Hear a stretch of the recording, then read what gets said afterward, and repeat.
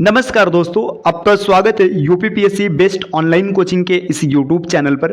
Friends, आज की इस वीडियो में हम लोग हिस्ट्री के टॉप 500 क्वेश्चन के एक क्लास को और आगे बढ़ाएंगे। इससे पहले की वीडियोज में हम लोगों ने 100 नंबर तक के प्रश्नों का डिस्कशन कर रखा है। अगर आपने नहीं देखा है तो आप प्लेलिस्ट में जाकर जरूर देखिएगा। दोस्तों, आज हम लोग आगे बढ़ेंगे प्रश्न संख्या 101 से। तो चलिए शुरुआत करते हैं अपने आज की इस महत्वपूर्ण क्लास की। यहाँ पर आज का पहला प्रश्न दिया है, निम्नलिखित कथनों पर विचार करें। Consider the following statements. देखिए, यहाँ पर हिंदी में प्रश्न दिया और इधर अंग्रेजी में दिया है, सेम क्वेश्चन है ना। अब पहला पॉइंट यहाँ पर दिया है, JL नेहरू अर्थात जवाहरलाल नेहरू ने सविनय अवज्ञा आंदोलन और परिषद में प्रवेश को आध्यात्मिक हार माना था। आपको यह बताना है कि इसमें से कौन सा कथन सही है। तो जवाहरलाल नेहरू ने सविनय अवज्ञा आंदोलन और परिषद में जो प्रवेश हुआ था इसे आध्यात्मिक हार माना था, बिल्कुल सही पॉइंट है। इसमें कुछ चीजें आपको और याद रखना चाहिए। इन्होंने आध्यात्मिक हार के अतिरिक्त आदर्शों का समर्पण, क्रांतिकारी से सुधारवादी मानसिकता के लिए वापसी, ऐसे तर्क दिए थे। तो ये सब अगर कभी आपसे और भी पूछ ले कि आदर्शों का समर्पण, तो ये भी जवाहरलाल नेहरू जी ने कहा था। तो पहला पॉइंट बिल्कुल सही होगा। दूसरा पॉइंट है, उन्होंने तर्क दिया कि वर्ग संगठन जैसे किसान सभा और ट्रेड यूनियन कांग्रेस के साथ संबद्ध होने की अनुमति दी जानी चाहिए। मतलब उनका तर्क ये था कि जो भी वर्ग संगठन है, जैसे किसान सभा हो गया, ट्रेड यूनियन हो गया, है ना, इसमें जनता को संगठित करके उन्हें संशोधित किया जाना चाहिए और कांग्रेस के साथ संबद्ध होने की अनुमति दी जानी चाहिए। तो दोनों मतलब इन्होंने कहा था। तो दोनों पॉइंट सही है। तो इस प्रश्न का उत्तर बन जाएगा विकल्प सी। चलिए दोस्तों, आते हैं अगले प्रश्न पर। अगला प्रश्न यहां पर क्या दिया हुआ है, प्रश्न संख्या 102 दिया है, निम्नलिखित कथनों पर विचार करें। अब फिर से वही क्वेश्चन है, कंसीडर द फॉलोइंग स्टेटमेंट। अब यहां पर क्या बोला जा रहा है कि देखिए, निम्नलिखित कथनों में से कौन सा कथन गलत है। अब आपको यह बताना है कि कौन सा कथन गलत है। तो चलिए देखते हैं। पहला पॉइंट यहां पर दिया, गांधी जी सविनय अवज्ञा आंदोलन के बाद कांग्रेसियों द्वारा संसदीय राजनीति के खिलाफ थे। तो यहां पर आपको गलत बताना है, लेकिन यह पॉइंट बिल्कुल सही है। सविनय अवज्ञा आंदोलन के बाद जो संसदीय राजनीति चल रही थी, गांधी जी इसके खिलाफ थे, ये बिल्कुल सही है। तो ये उत्तर में शामिल नहीं होगा। अगला पॉइंट है, केंद्रीय विधानसभा के चुनाव कांग्रेस के समर्थन के बिना स्वतंत्र रूप से लड़े गए थे। देखिए, यहां पर यह कहा जा रहा है कि कांग्रेस का समर्थन नहीं था, तो ये तो गलत है। केंद्रीय विधानसभा का जो चुनाव हुआ था उसमें कांग्रेस का समर्थन था, यह पॉइंट गलत है, मतलब ये उत्तर में शामिल होगा। अगला पॉइंट है, कांग्रेस ने भारतीयों के लिए आरक्षित 75 सीटों में से 45 पर कब्जा किया था, यह भी बिल्कुल सही है। ये दक्षिण पंथी की बात हो रही है। जो दक्षिण पंथी थे उसमें 75 में से 45 सीट उनको मिले थे, तो ये सही हो जाएगा। आपसे पूछा गया कौन सा गलत है, तो केवल दूसरा गलत है। तो आपका उत्तर क्या बनेगा, विकल्प सी बनेगा।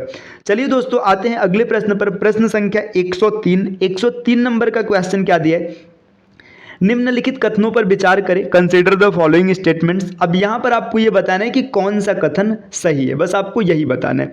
पहला पॉइंट यहां पर दिया, भारत सरकार अधिनियम 1935 एक अखिल भारतीय महासंघ के साथ आया था। तो यह बिल्कुल सही है कि जो भारत सरकार अधिनियम 1935 था, यह अखिल भारतीय महासंघ अर्थात ऑल इंडिया फेडरेशन, इसके साथ आया था। तो यह बिल्कुल सही हो जाएगा। पहला पॉइंट यहां पर सही हो जाएगा। दूसरा पॉइंट क्या दिया है कि भारत सरकार अधिनियम 1935 में प्रस्तावित महासंघ कांग्रेस की असहमति के कारण कभी सामने नहीं आया। देखिए, यहां पर यह बोला जा रहा है कि कांग्रेस की असहमति के कारण कभी सामने नहीं आया था, तो यह गलत हो जाएगा, है ना। यह पॉइंट यहां पर गलत हो जाएगा। तो सिर्फ पहला पॉइंट सही है, पहला पॉइंट सही है, अर्थात इसका सही उत्तर बनेगा विकल्प ए। चलिए दोस्तों, आते हैं अगले प्रश्न पर। दोस्तों, 104 नंबर का प्रश्न दिया है, निम्नलिखित में से 1935 के अधिनियम के प्रावधान थे। जो 1935 का अधिनियम आया था उसके क्या क्या प्रावधान थे। अब यहां पर इंग्लिश में दिया, which of following were provisions of act of 1935। जो 1935 का मतलब एक्ट आया था, इसमें क्या क्या प्रावधान थे, इसकी बात की जा रही है। तो देखिए, यहां पर अगर हम लोग बात करेंगे 104 नंबर के क्वेश्चन की, तो यहां पर पहला पॉइंट इसमें क्या दिया गया, प्रशासित किए जाने वाले विषयों को संघीय स्तर पर आरक्षित और स्थानांतरित विषयों में विभाजित किया गया था। यह बिल्कुल सही है। अगला पॉइंट है, आरक्षित विषयों में विदेशी मामले, रक्षा, जनजातीय क्षेत्र और गिरजाघर संबंधी मामले शामिल थे। तो जो आरक्षी मामले थे इसमें इन्हीं को शामिल किया गया था, यह भी पॉइंट सही है। तो दो के दोनों सही हो जाएंगे। तो यहां पर इसका जो सही उत्तर बनेगा, सही उत्तर बनेगा विकल्प सी। चलिए दोस्तों, आते हैं अगले प्रश्न पर। प्रश्न संख्या 105 नंबर का क्वेश्चन क्या दिया गया, 1935 के अधिनियम के निम्नलिखित कथनों के प्रावधानों पर विचार करें। आपको यह बताना है कि जो निम्नलिखित कथन है इसमें से आपसे पूछा गया कौन सा कथन सही है। तो यहां पर कथन की बात करेंगे तो पहला पॉइंट दिया है, संघीय सभा को आंशिक रूप से ब्रिटिश भारत प्रांतों से चुना गया था और आंशिक रूप से मतलब आंशिक रूप का अर्थात 1/3 राजकुमारों द्वारा नामित किया गया था। तो बिल्कुल सही है, मतलब आंशिक रूप से ब्रिटिश भारतीय क्षेत्र से चुना गया था और 1/3 किस राजकुमारों के द्वारा नामित किया गया था, यह भी सही है। पॉइंट नंबर दूसरा है, स्टेट ऑफ काउंसिल को एक स्थायी निकाय बनना था जिसमें हर तीसरे साल 1/3 सदस्य रिटायर हो रहे थे। देखिए जो स्टेट ऑफ काउंसिल का गठन किया गया था इसमें जो 1/3 मतलब सदस्य थे ये हर तीसरे साल क्या होते थे, रिटायर होते थे। तो ये भी बिल्कुल सही है। अगला पॉइंट है, विधानसभा की अवधि 3 वर्ष होनी थी। देखिए जो तीसरा पॉइंट यहां पर दिया, विधानसभा की अवधि 3 नहीं 5 वर्ष होनी थी, तो तीसरा पॉइंट गलत है, पहला और दूसरा सही हो जाएगा। तो इसका उत्तर बनेगा विकल्प बी। चलिए दोस्तों बढ़ते हैं अगले प्रश्न पर, प्रश्न संख्या 106। 106 में क्या दिया हुआ है, निम्नलिखित, देखिए यहां पर दिया 1935 अधिनियम के संबंध में निम्नलिखित कथनों पर विचार करें।